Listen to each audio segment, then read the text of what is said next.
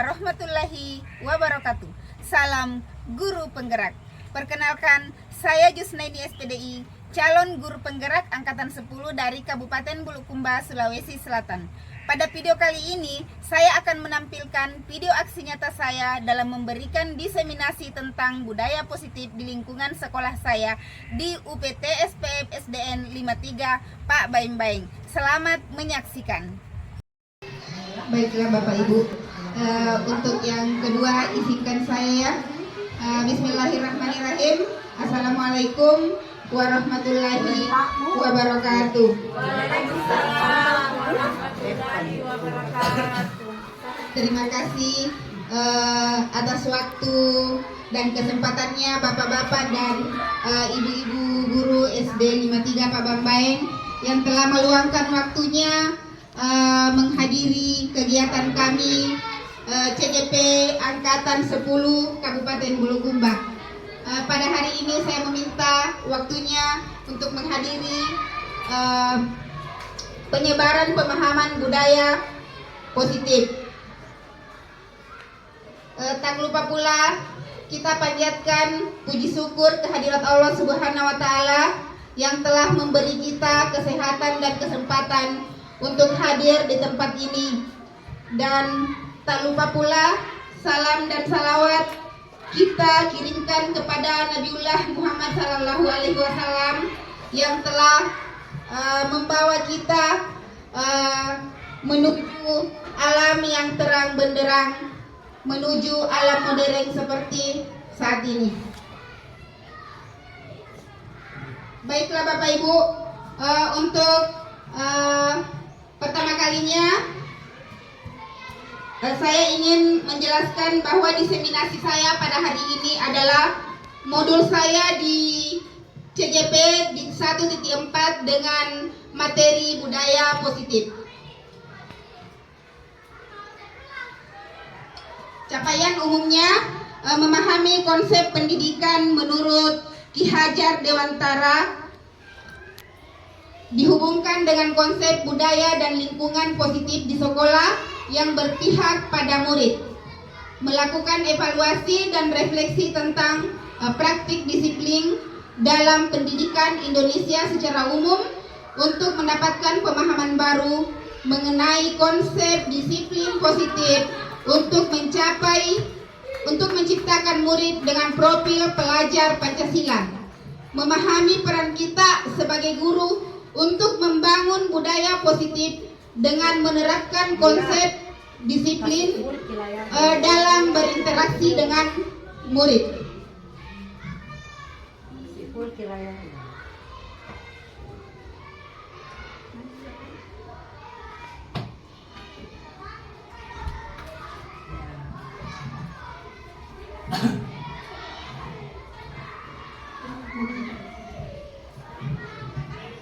Capaian khususnya mendemonstrasikan pemahaman kami mengenai konsep budaya positif yang di dalamnya terdapat konsep perubahan paradigma stimulus respon dan teori kontrol, teori motivasi perilaku manusia, motivasi internal dan eksternal, keyakinan kelas, hukuman dan penghargaan, 5 kebutuhan dasar manusia, 5 posisi kontrol guru, dan segitiga restitusi.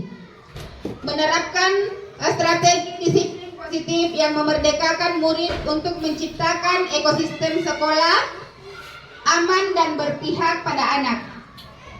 Menyusun langkah-langkah dan strategi saya, inilah yang saya lakukan ya, untuk mewujudkan kolaborasi dengan seluruh pemangku kepentingan sekolah agar tercipta budaya positif yang dapat mengembangkan karakter murid.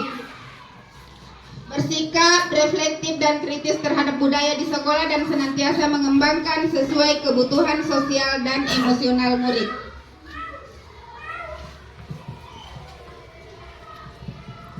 Nah Bapak Ibu, di sini saya mengeluarkan pertanyaan pemantik. Setuju atau tidak hukuman dapat mendisiplinkan anak? Tidak setuju. Nah yang kedua, pemberian hukuman dengan hal positif seperti membaca atau membersihkan halaman sekolah dapat meningkatkan disiplin anak? Setuju. Ada yang setuju dan ada juga yang tidak setuju. Hukuman hal positif ya. Yang ketiga, memberi penghargaan dapat meningkatkan motivasi belajar anak? Tidak setuju. Iya. Karena ini kenapa tidak setuju yang ketiga ya? Biasanya anak merasa ketergantungan.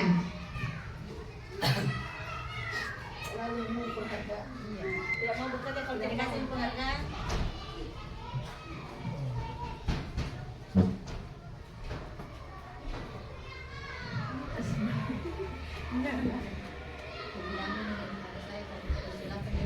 Topik saya dalam diseminasi hari ini yang pertama ya tadi disiplin, positif, dan nilai-nilai kebajikan universal. Yang kedua, teori motivasi, hukuman, dan penghargaan restitusi. Yang ketiga, keyakinan kelas. Keempat, kebutuhan dasar manusia dan dunia berkualitas. Posisi kontrol dan segitiga restitusi. Yang pertama ya disiplin positif dan nilai kebajikan universal. Nah, di sini ya, misalnya ada satu kegiatan, ada si A dan si B. Misalnya ibu menyobek secari kertas kecil, tuliskan benda atau sesuatu yang berharga untuk Anda di dalam kertas itu. Letakkan di dalam satu genggaman tangan ibu dengan sekuat-kuatnya. Buatlah sebuah kepalan tangan ya. Dan teman Anda coba sesuatu yang berharga untuk Anda di dalam kertas itu. Letakkan di dalam satu genggaman tangan ibu dengan sekuat-kuatnya. Buatlah sebuah kepalan tangan ya. Dan teman Anda coba diperintahkan dengan sekuat tenaga untuk membuka tangan Bapak Ibu. Bagaimana cara teman kita untuk membuka? Yang mana di sini yang menjadi posisi kontrol antara yang menggenggam tangan dengan yang berusaha untuk membuka? Yang mana Bapak Ibu? Misalnya teman kita yang berusaha untuk membuka, berusaha memberikan bagaimana usahanya agar membuka. Apa dia bisa membujuk, mengancam, menghadik, merayu, menyuap kita bagaimana untuk bisa membukanya. Tapi dengan menempatkan diri kita sebagai posisi kontrol, apapun yang dilakukan orang untuk membuka kepalan tangan kita itu, posisi kontrolnya ada dalam diri kita. Ya, kita tidak bisa terpengaruh dengan usaha teman untuk membuka kepalan tangan kita. Nah, perubahan paradigma teori kontrol ini ya, ilusi kontrol, ilusi guru mengontrol murid, ilusi bahwa kritik dan membuat orang merasa bersalah dapat menguatkan karakter, ilusi bahwa semua penguatan positif efektif dan bermanfaat, ilusi bahwa orang dewasa memiliki hak untuk memaksa. Perubahan paradigma stimulus respon teori kontrol. Siapa sesungguhnya yang memiliki kontrol? Stimulus respon, kita mencoba mengubah mengubah orang agar berpandangan sama dengan kita.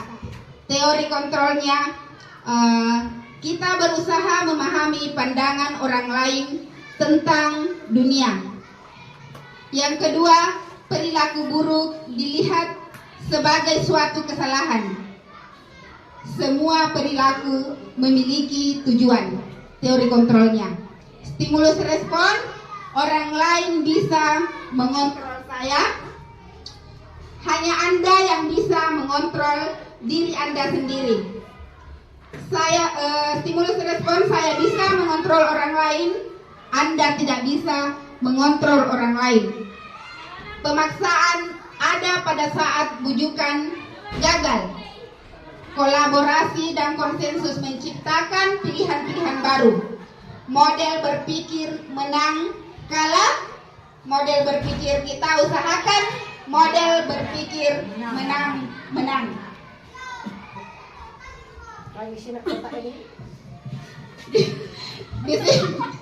Disiplin positif.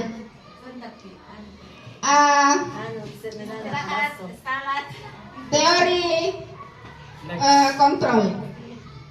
Anda tidak bisa mengontrol orang lain, hanya Anda yang bisa mengontrol diri Anda. Makna disiplinnya di sini, belajar kontrol diri dengan menggali potensi kita akan tercapai tujuan mulia, yaitu sesuatu menjadi seseorang yang kita inginkan berdasarkan nilai-nilai yang kita hargai. Semua perilaku itu memiliki tujuan. Nah, teori motivasinya untuk menghindari hukuman dan untuk mendapatkan imbalan, motivasi intrinsik ya. Terus untuk menghargai diri sendiri, motivasi intrinsik, nilai-nilai kebajikan universal dan keyakinan kelas. Terus model berpikir menang-menang, kolaborasi dan konsensus menciptakan pilihan-pilihan baru, itu di 5 posisi. Kontrol sebagai penghukum, pembuat merasa bersalah, sebagai teman, sebagai pemantau, dan manajer. Realitas kebutuhan kita berbeda. Kita berusaha memahami pandangan orang lain tentang dunia. Setiap orang memiliki gambaran yang berbeda. Dan yang kelima, 5 kebutuhan dasar manusia. Kebutuhan dasar manusia itu bertahan hidup, kasih sayang dan rasa diterima, kesenangan dan kebebasan. Nah, untuk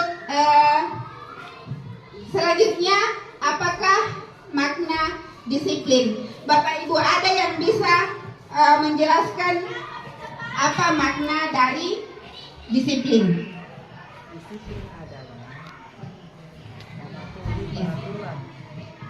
Jadi apa disiplin itu? Taat kepada Iya, taat kepada aturan. disiplin. Namun dalam budaya kita, makna disiplin itu biasanya berubah menjadi sesuatu yang dilakukan seseorang pada orang lain untuk mendapatkan kepatuhannya. Sama tadi itu taat kepada peraturan. Nilai-nilai kebajikan universal. Nilai-nilai kebajikan adalah sifat-sifat positif manusia yang merupakan tujuan mulia yang ingin dicapai setiap individu. Nilai-nilai tersebut bersifat universal dan lintas bahasa, suku bahasa, agama maupun latar belakang. Setiap perilaku atau perbuatan memiliki suatu tujuan. Dengan mengaitkan nilai-nilai kebajikan yang dimiliki seseorang, maka motivasi intrinsiknya akan terbangun sehingga menggerakkan motivasi dari dalam untuk dapat mencapai tujuan yang mulia yang diinginkan. Nilai-nilai kebajikan yang ingin dicapai oleh setiap anak Indonesia itu kita kenal dengan profil pelajar Pancasila, yang semuanya Bapak Ibu pasti sudah mengetahui apa isi dari profil pelajar Pancasila itu, karena setiap hari kita lakukan di kelas.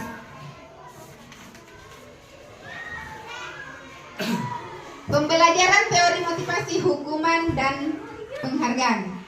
Nah, teori motivasi perilaku manusia untuk menghindari ketidaknyamanan atau hukuman apa yang akan terjadi apabila saya tidak melakukannya, itu motivasi eksternal. Untuk mendapatkan imbalan dari orang lain, apa yang akan saya dapatkan apabila saya melakukan sesuatu, itu motivasi eksternal. Untuk menghargai diri sendiri, saya akan menjadi orang seperti apabila saya melakukannya, itu motivasi internal.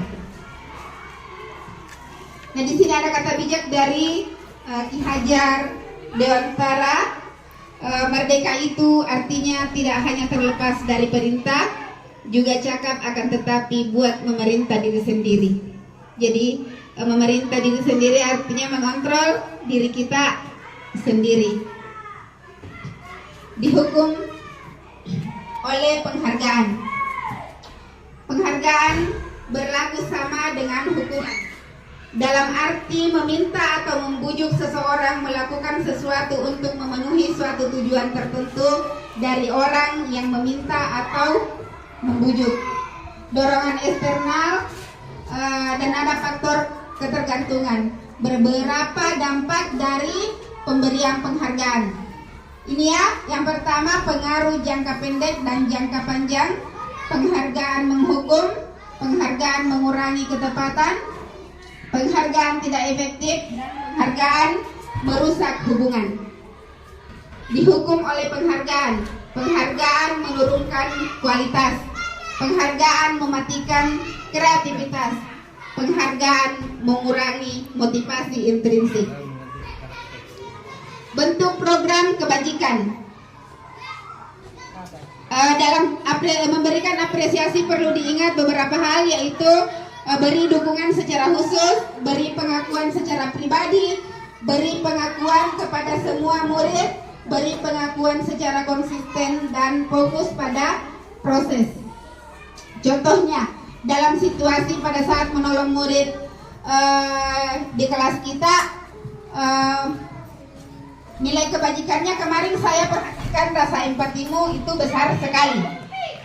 Yang situasi pada saat kamu membantu teman-temanmu di tugas kelompok, pembukaan nilai kebajikannya itu saya menghargai kepedulianmu. Dan pada saat kamu memungut kertas yang berserakan di lantai, pembukaan nilai kebajikannya itu, terima kasih untuk rasa tanggung jawabmu. Jadi ini bisa diterapkan ke anak-anak kita di saat dia melakukan nilai-nilai kebajikan. Nah, di sini Bapak Ibu ada ini ya, tindakan guru yang sering dan biasanya kita lakukan. Di samping tindakan guru ini ada, saya mau kasih pilihan apa? Ini adalah hukuman atau konsekuensi. Misalnya, mencatat 100 kali di dalam buku kalimat, saya tidak akan terlambat lagi karena terlambat ke sekolah. Apa ini hukuman atau konsekuensi? Konsekuensi.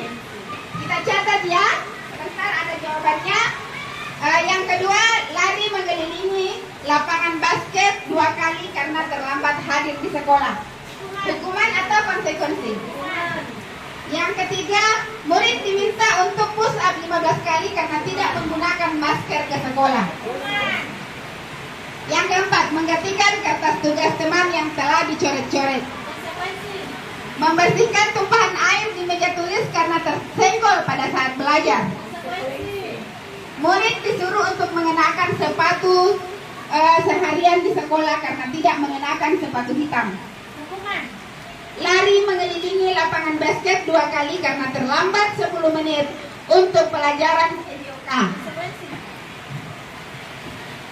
Hasilnya dari jawaban Ibu bisa melihat Iya, yang di atas itu hukuman ya. Hukuman konsekuensi ada 3 di atas. Perbedaan hukuman dan konsekuensi. Hukuman itu adalah sesuatu yang menyakitkan, harus terjadi. Konsekuensinya sesuatu harus terjadi. Hukuman itu membuat anak sakit, sakit fisik maupun sakit hati untuk jangka waktu yang lama. Konsekuensi, kalau kita melakukan konsekuensi membuat anak merasa tidak nyaman dalam jangka waktu pendek. Anak membenci kedisiplinan, konsekuensinya anak menghargai disiplin. Hukuman paksaan, konsekuensinya stimulus. Mendorong anak menyakiti aktivitas, penghargaan mengurangi motivasi intrinsik. Bentuk program kebajikan. Dalam memberikan apresiasi perlu diingat beberapa hal, yaitu beri dukungan secara khusus, beri pengakuan secara pribadi, beri pengakuan kepada semua murid, beri pengakuan secara konsisten dan fokus pada proses. Contohnya, dalam situasi pada saat menolong murid di kelas kita, nilai kebajikannya kemarin saya perhatikan, rasa empatimu itu besar sekali. Yang situasi pada saat kamu membantu teman-temanmu di tugas kelompok, pembukaan nilai kebajikannya itu, saya menghargai kepedulianmu. Dan pada saat kamu memungut kertas yang berserakan di lantai, pembukaan nilai kebajikannya itu, terima kasih untuk rasa tanggung jawabmu. Jadi ini bisa diterapkan ke anak-anak kita di saat dia melakukan nilai-nilai kebajikan. Nah, di sini Bapak Ibu ada ini ya, tindakan guru yang sering dan biasanya kita lakukan. Di samping tindakan guru ini ada, saya mau kasih pilihan apa? Ini adalah hukuman atau konsekuensi. Misalnya, mencatat 100 kali di dalam buku kalimat, saya tidak akan terlambat lagi karena terlambat ke sekolah. Apa ini hukuman atau konsekuensi? Konsekuensi. Kita catat ya. Sebentar ada jawabannya. Yang kedua, lari mengelilingi lapangan basket 2 kali karena terlambat hadir di sekolah. Hukuman atau konsekuensi? Yang ketiga, murid diminta untuk push up 15 kali karena tidak menggunakan masker ke sekolah. Yang keempat, menggantikan kertas tugas teman yang telah dicoret-coret. Membersihkan tumpahan air di meja tulis karena tersenggol pada saat belajar. Murid disuruh untuk mengenakan sepatu seharian di sekolah karena tidak mengenakan sepatu hitam. Lari mengelilingi lapangan basket 2 kali karena terlambat 10 menit untuk pelajaran SMK. Hasilnya dari jawaban ibu bisa melihat ya, yang di atas itu hukuman ya. Hukuman konsekuensi ada 3 di atas. Perbedaan hukuman dan konsekuensi. Hukuman itu adalah sesuatu yang menyakitkan, harus terjadi. Konsekuensinya sesuatu harus terjadi. Hukuman itu membuat anak sakit, sakit fisik maupun sakit hati untuk jangka waktu yang lama. Konsekuensi, kalau kita melakukan konsekuensi membuat anak merasa tidak nyaman dalam jangka waktu pendek. Anak membenci kedisiplinan, konsekuensinya anak menghargai disiplin. Hukuman paksaan, konsekuensinya stimulus. Mendorong anak menyakiti diri sendiri, konsekuensinya itu mendorong anak agar mudah menyesuaikan diri. Konsep diri yang buruk, konsep diri yang baik. Anak belajar untuk menyembunyikan kesalahan, anak belajar untuk mematuhi peraturan. marah, rasa bersalah, dipermalukan, merasa tak dihargai, konsekuensinya itu kehilangan hak, dibuat tidak nyaman, diasingkan untuk sementara.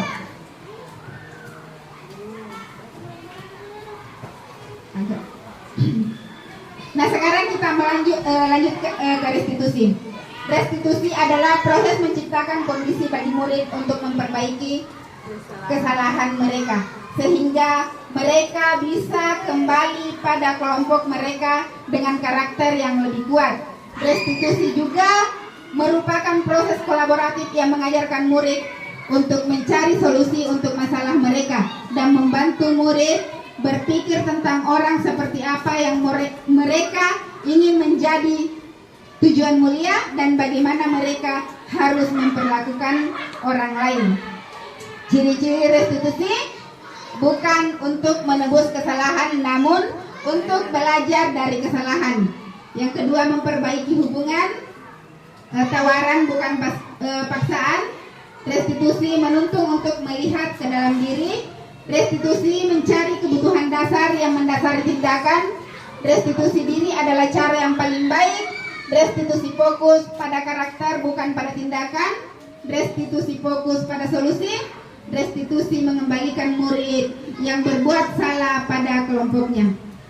Sekarang kita beralih ke keyakinan kelas. Mengapa tidak peraturan saja? Kenapa harus keyakinan kelas? Mengapa kita memiliki peraturan harus menggunakan helm bila mengendarai kendaraan roda 2? Mengapa kita memiliki peraturan 3M menggunakan masker, mencuci tangan, dan menjaga jarak? Mengapa kita memiliki peraturan harus datang tepat waktu pada saat mengikuti pelatihan? Nah, untuk mendukung motivasi intrinsik, kembali kita ke nilai-nilai keyakinan-keyakinan yang lebih menggerakkan seseorang dibanding mengikuti serangkaian peraturan-peraturan. Nah, ini ada lingkup budaya positif, lingkungan keyakinan kelas dan peraturan kelas ya.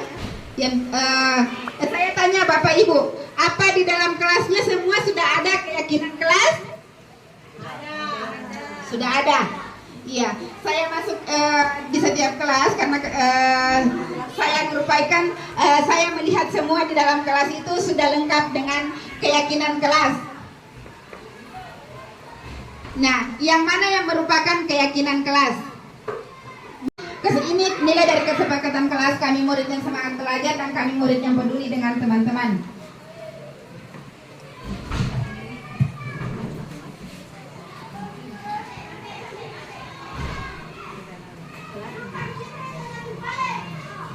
Selanjutnya di sini ya di peraturan selalu mengembalikan buku ke tempatnya. Ini semua termasuk peraturan. Dilarang mengganggu orang lain. Hadir di sekolah 15 menit sebelum pembelajaran dimulai. Dilarang melakukan kekerasan. Dilarang menggunakan narkoba. Bergantian atau menunggu giliran. Gunakan masker. Jangan berlari di kelas atau koridor. Keyakinan kelasnya bisa kita lihat. Keyakinan kelasnya itu adalah tanggung jawab, menghormati orang lain. Yang ketiga menghormati orang lain dan berkomitmen. Yang keempat kesalahan, kelima kesehatan, enam keselamatan, kesehatan, menghormati orang lain dan bersabar. Yang gunakan masker itu kesehatan dan keselamatan, dan berlari di kelas atau koridor itu adalah keselamatan, keamanan. Kebutuhan dasar manusia. Kebutuhan dasar manusia itu kasih sayang dan rasa terima kasih, penguasaan, kesenangan, kebebasan, bertahan hidup. 5 posisi kontrol. Posisi kontrol kita saya ingin tanya Bapak Ibu, dari 5 posisi kontrol ini yang mana yang sering kita lakukan di kelas? Tidak bisa diri, Bu. Kita pernah memposisikan diri ke lima Dari posisi iya. kontrol tersebut. Iya. Dari kelima posisi kontrol ini, Orang merasa bersalah, teman, pemantau dan manajer. betul sekali. Dan di hari ini saya mengajak Bapak Ibu, bagaimana kalau kita berusaha untuk memposisikan diri kita menjadi manajer.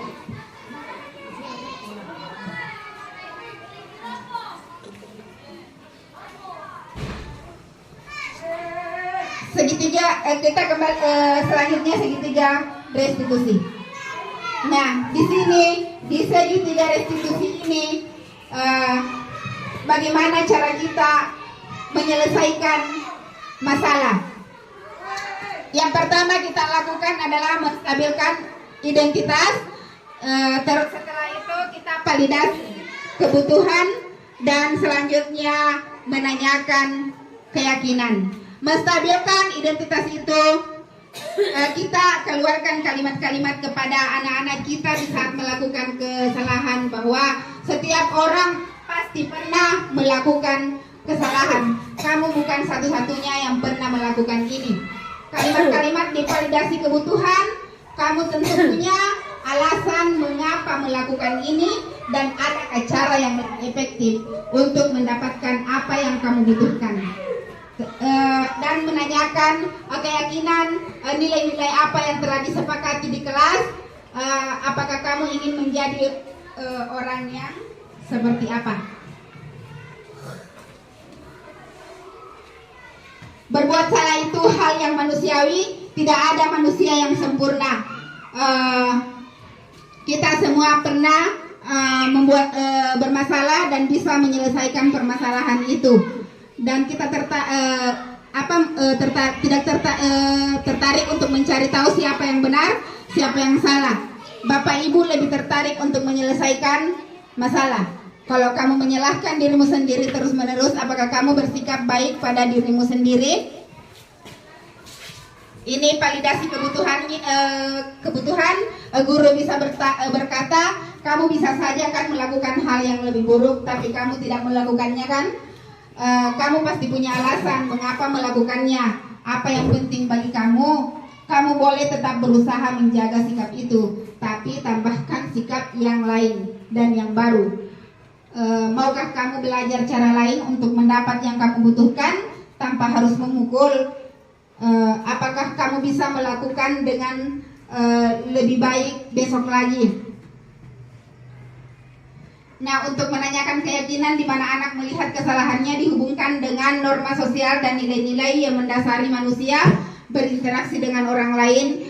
Guru bisa berkata, apa nilai yang kita percaya di kelas atau sekolah kita, nilai-nilai universal apa yang telah kita sepakati, kelas yang ideal itu seperti apa, kamu ingin jadi anak seperti apa yang kamu rasakan ketika kamu melakukan itu, kamu menjadi orang yang seperti apa.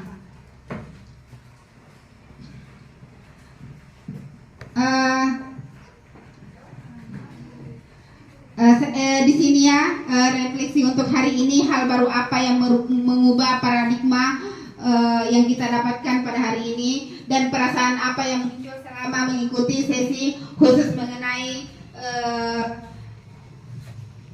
budaya positif ini, dan Amon seperti apa yang telah saya lakukan selama ini, dan saya akan menjadi Amon yang seperti apa setelah mengikuti diseminasi budaya positif pada hari ini. Terima kasih untuk waktu Bapak Ibu Guru hari ini yang telah meluangkan waktunya dalam diseminasi budaya positif hari ini. Mohon maaf apabila ada kalimat-kalimat yang saya ucapkan yang kurang berkenan, dan mohon maaf juga karena saya menyita waktu Bapak Ibu. Terima kasih. Wabillahi taufiq wal hidayah. Assalamualaikum warahmatullahi wabarakatuh. Demikian video aksi nyata saya dalam memberikan diseminasi tentang budaya positif di sekolah saya. Dan semoga video ini menginspirasi teman-teman semuanya. Akhir kata saya ucapkan semoga tergerak, lekas bergerak, dan digerakkan. Wassalamualaikum warahmatullahi wabarakatuh.